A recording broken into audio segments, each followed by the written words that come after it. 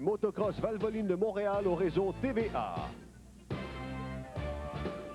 vous est présenté en collaboration avec la Régie des installations olympiques de Montréal.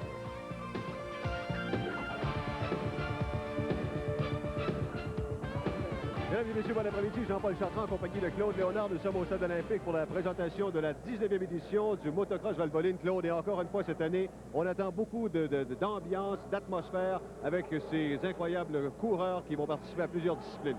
Bon, plusieurs disciplines au programme, évidemment. Finale motocross, il va y avoir deux finales, la finale canadienne et la finale internationale.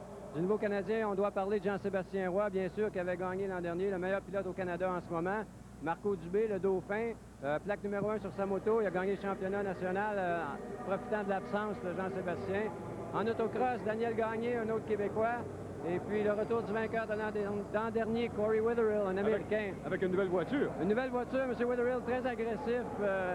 Un jeune pilote, il pense lui veut faire une carrière en course automobile. L'autocross, un peu comme Jeff Gordon, il sert de ça pour monter plus haut. Il ne faut pas oublier les VTT non plus. Les VTT, Sylvain Lafortune a surveillé. L'an dernier, Sylvain avait terminé 4e dans les roues des tops américains qui étaient ici, qui sont de retour. Il avait battu Gary Denton en qualification. Sylvain est capable de gagner ce soir. Alors Claude, ce qui est intéressant, c'est qu'il y a plusieurs pilotes qui proviennent de plusieurs pays, 8 pays au total, et on a 5 champions de motocross ici qui participent à la compétition ce soir. Donc ça va être sûrement très intéressant à surveiller. Alors on va avoir l'occasion de s'en parler, mais pour l'instant, on rejoint immédiatement notre bon ami DJ Scranton.